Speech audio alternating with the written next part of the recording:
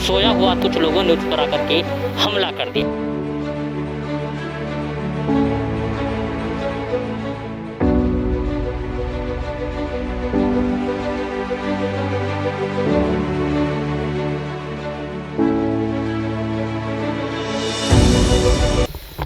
रहना गांव से ताल्लुक़ रखने वाले इकराम ने शायद सोचा भी नहीं होगा कि शुक्रवार की रात उसकी आखिरी रात होगी, क्योंकि इकराम पूरी तरीके से अपने घर पर सोया हुआ था। लेकिन अचानक से कुछ ऐसा हुआ कि कुछ लोगों ने उस पर आकर के हमला कर दिया। हमला इतना ज़बरदस्त था कि उनके ऊपर ताबड़तोड़ चाकुओं से वार किया गया। 3 चाकू ऐसे मारे गए कि उन चाकुओं के वार से वो इस दुनिया को हमेशा हमेशा के लिए छोड़कर चले गए। इकराम जो कि कंज्यूमर कोर्ट में कंप्यूटर ऑपरेटर का काम करते थे। खैर, उनका स्वभाव की बातें करें तो मिलनसार थे, हंसमुख थे। और जैसे ही लोगों को इस बात की भनक लगी कि अब इकराम हमारे बीच में नहीं रहे हैं, वो इस दुनिया को छोड़कर चले गए हैं, तभी से लोगों के मन में सवाल हैं। सोशल मीडिया से लेकर के फ़ोन कॉल तक अगर हम बातें करें, मेरे पास न जाने कितनी ऐसी कॉलें आई कि उन्होंने बताया कि आप लोग एक बार इकराम के घर जाइएगा, वहाँ पर हमें सिर्फ ये जानना है कि आखिरकार इकराम के साथ हुआ क्या। चाकू लगे, चाकू किसने मारा है, क्यों मारा है, कब मारा है और कैसे मारा गया, कहाँ कहाँ मारा गया है, इसकी जानकारी हम तक पहुँचाइएगा। अब मैं इकराम के घर पर हूँ। ये वो मकान है जहाँ पर वो रात को सोए हुए थे, यानी कि कुछ दिनों पहले ही ये मकान बनकर तैयार हुआ है, क्योंकि आप इसे देख करके आसानी से अंदाज़ा लगा सकते हैं। अब आप सोच रहे होंगे ये जो यहाँ पर पाइप लगा हुआ है, ये पाइप यहाँ पर क्यों लगा हुआ है, क्योंकि इस पाइप की कहानी भी एक अलग है। कहानी कुछ ऐसी है, क्योंकि ये मकान जब बनाया गया है तो ऊपर का जो फ्लोर आप देख रहे हैं वो फ्लोर आगे से बंद है, पीछे से ही सिर्फ उसे खोला जा सकता है। ऊपर से सीधा छत से उतर के उन लोगों ने पाइप से पहले फ्लोर पर एंट्री की। शायद नींद की आगोश में थे इकराम की बीवी भी दूसरे रूम में थी शायद, और 2, 3, 4, 5 जितने लोग होंगे, इसकी अभी पूरी तरीके से पुष्टि नहीं हो पाई है।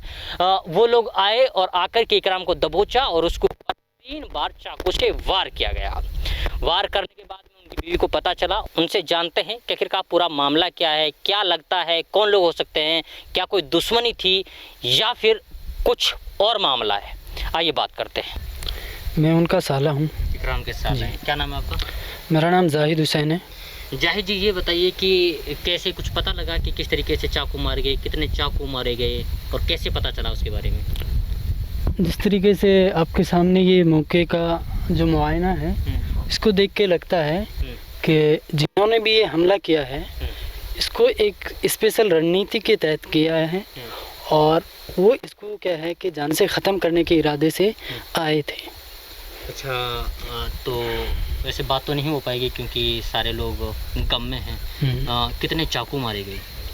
इसको तकरीबन 3 से 4 या 3, मेरे ख्याल से 3 या 4 चाकू इसको मारे गए, क्योंकि 3 चाकू तो इसके पेट के अंदर है और 1 चाकू क्या है इसके हाथ पे है। हाथ पे लगा हुआ है। हाँ। तो मतलब यानी कि उसके बारे में कैसे पता चला, किसको पता चला, सबसे पहले किसने देखा इसको? सबसे पहले क्या है कि जब चोर इसे जो ये बिल्डिंग है, इस बिल्डिंग के अंदर आगे से जो फर्स्ट फ्लोर है वो बिल्कुल ब्लॉक है और इस बिल्डिंग का जो जीना है उसकी जो एंट्री है वो सीधे फ्लोर के छत के ऊपर है। वो लोग क्या है कि उन लोगों ने छत पे आए, छत पे ये क्या है इन्होंने नलकी का जुगाड़ किया, नलकी से क्या फर्स्ट फ्लोर पे आए कि इकराम और इकराम की फैमिली सोई हुई थी। सोने के दौरान उन्होंने क्या है कि इकराम को काबू किया होगा। काबू करने के बाद में उन्होंने क्या है इकराम पर ताबड़तोड़ वार किए और ताबड़तोड़ वार करने के बाद वो लोग क्या है अंदर से, क्योंकि बाहर से ब्लॉक था तो जाहिर सी बात है अंदर से वो किवाड़ बंद था, उन्होंने किवाड़ को खोल के बाहर से क्या है सांकल लगा के भागे। जैसे ही सांकल लगा के भागे तो सांकल की क्या है आवाज़ हुई, जिससे क्या है कि उसकी फैमिली जागी और जागने के बाद में क्या है उन्होंने मोबाइल को सर्च किया। एक मोबाइल तो क्या है वो लेके चले गए और जो छोटा मोबाइल था जिससे बच्चे खेलते थे वो क्या है बैटरा पे रखा हुआ था। तो उससे उसकी बीवी ने उस मोबाइल को लिया और उसके पापा को फ़ोन किया, पापा का फ़ोन नहीं लगा। फिर इकराम ने क्या है अपने बड़े भाई का नंबर उनको बताया, उन्होंने फ़ोन लगाया, फिर इकराम के कान पे लगा। इकराम ने बात की, इकराम ने कहा कि भैया जल्दी घर पे आ जा।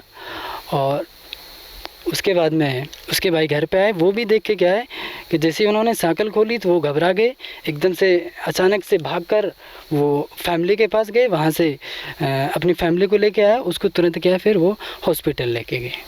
हसीन अहमद। हसीन अहमद जी, आप क्या लगते हैं इकराम के? मैं उनका दोस्त हूँ। दोस्त हैं।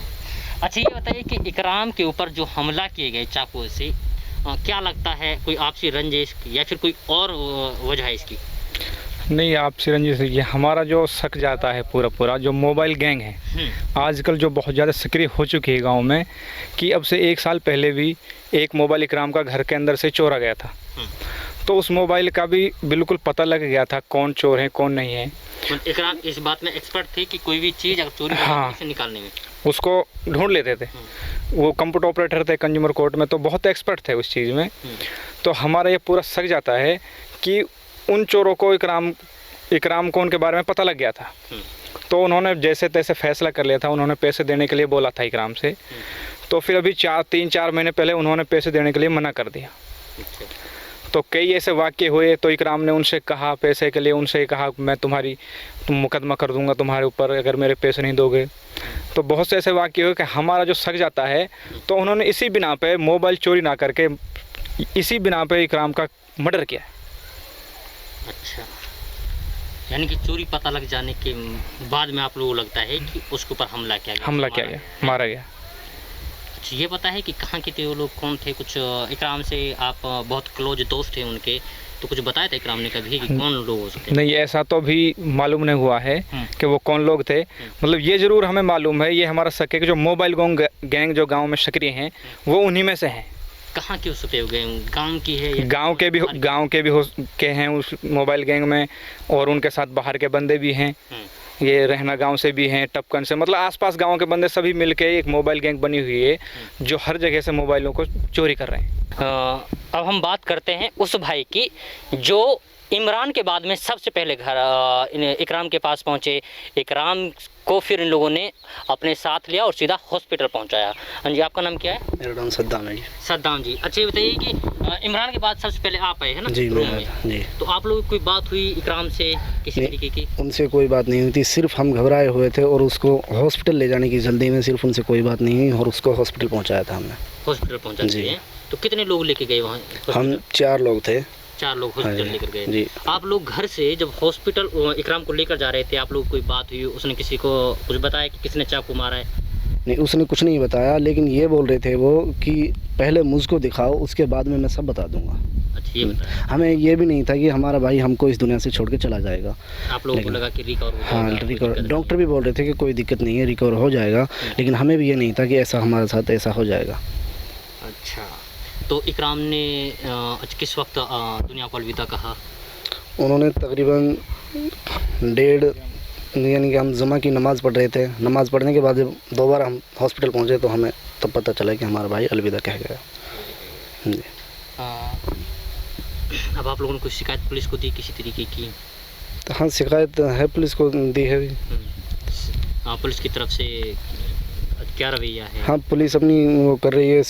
कल भी आई थी, कल मिट्टी नहीं लगी थी तब तक भाई को, तब तक वो बोल रहे थे कि मिट्टी देने के बाद आएंगे। फिर आज सुबह ही आई है, सुबह ही वो बयान लेके गई है, हम सबका वो अपना स्टेटमेंट दिया उनको, तो अपनी कार्रवाई करेंगे। यानी कि पुलिस तफ्तीश में जुटी हुई है।